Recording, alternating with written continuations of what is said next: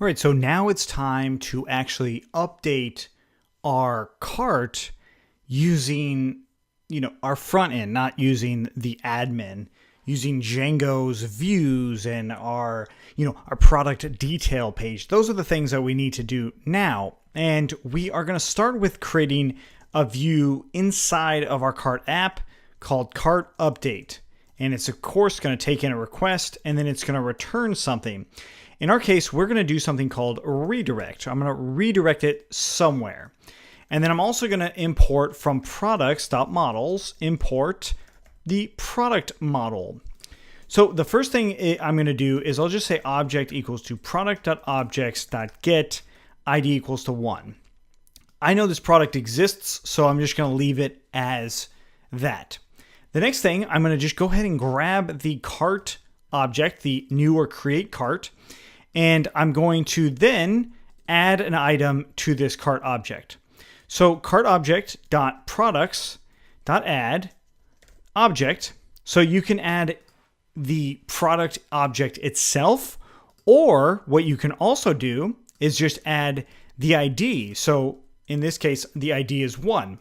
So let's even do product ID equals to 1, and we'll just leave it in like this. Okay.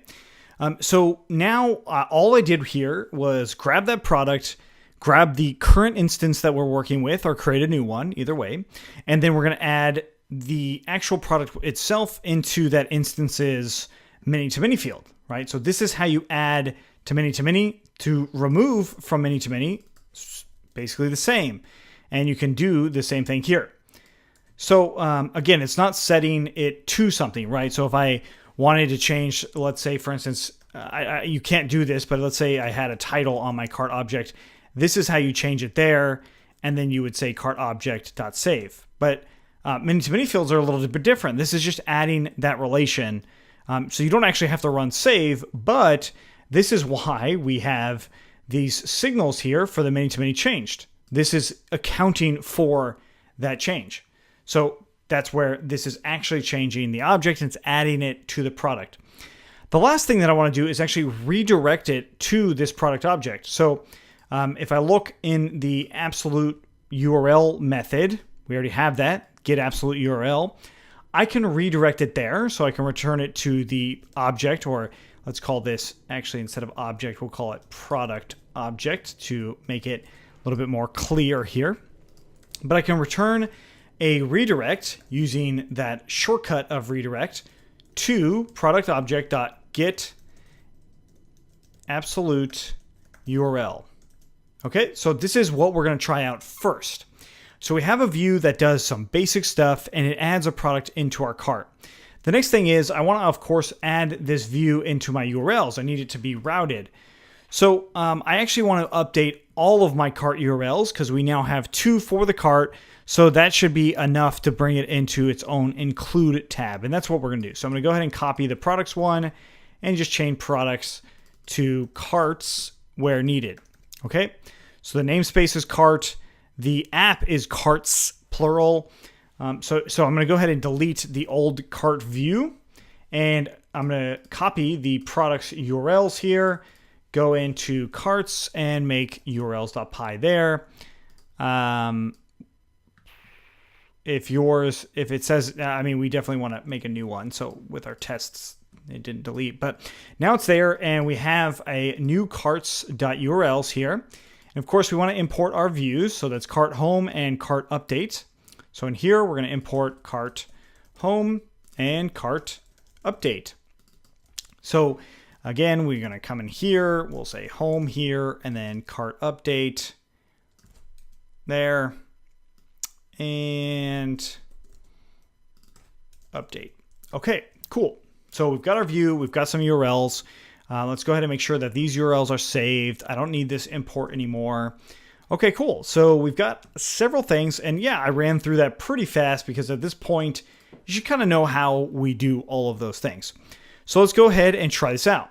I'm going to go into my admin first. Let's log in.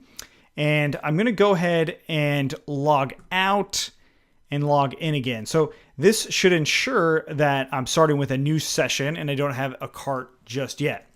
So what I want to do then is go to cart/update, hit enter, and I'm getting page not found. So let's make sure our URL, oh, we called it cart_update. That was a mistake. That should just be update because of this right here, of course. Okay, so we've got that. We save it, refresh, and it redirects us to our t-shirt here. Cool, so good sign so far. Refresh in here, I see that I now have cart 17. Click on that. What do you know? I have my t-shirt here. So I can also just go into the cart itself, right? Which is actually probably what I would end up doing. I would probably end up having this redirected to the cart, not so much to the actual product. So I'm going to go ahead and just do return redirect, and we'll do the namespace. So it's carts home, and that's actually a shortcut to doing redirect instead of importing reverse and doing all this other stuff. This is a really quick way to go to that URL based off of the namespace and the URL name. So let's try it again.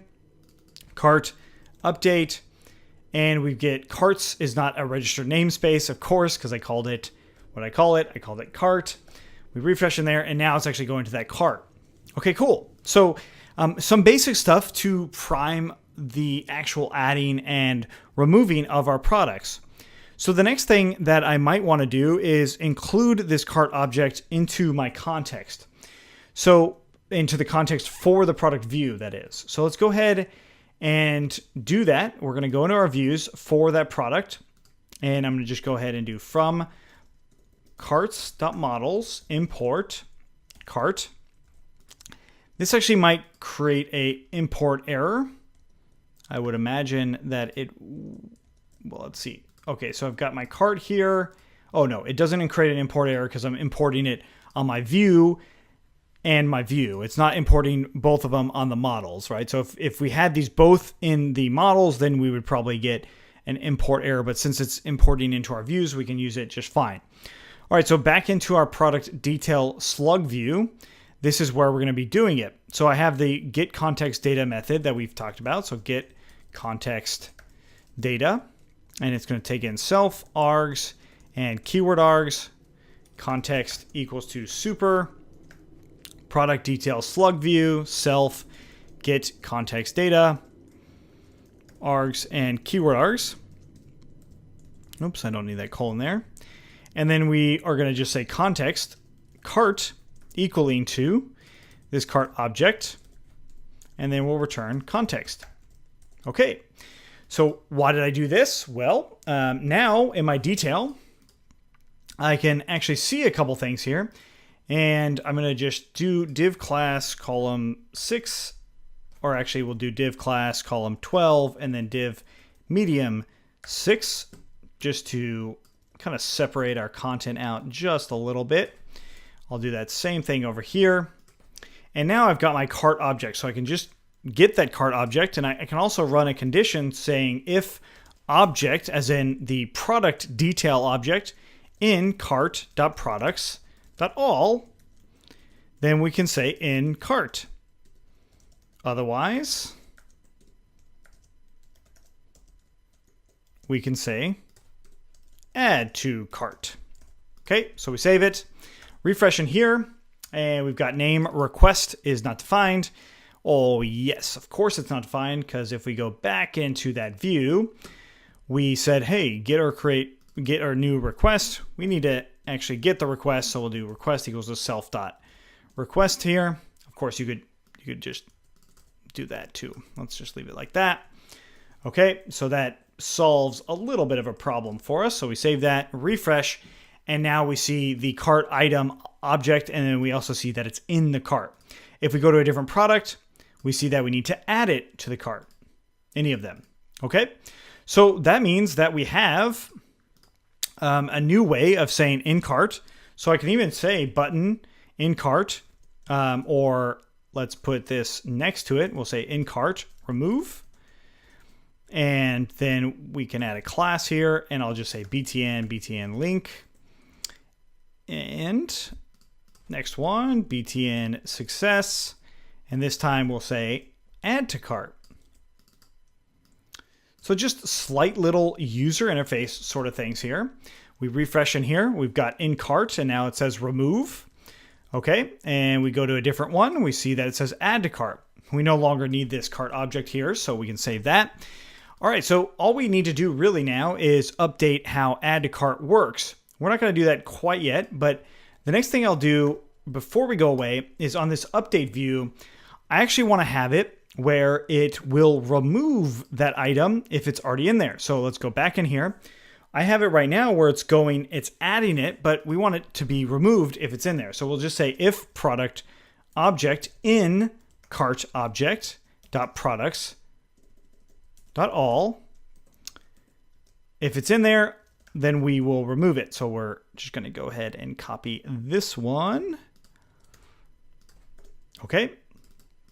And that will actually update my cart as I need. So let's go ahead and just go to update again and check in my admin. I see that, oh, I got a total of 10. That's not right. But now I see that all of this stuff is there.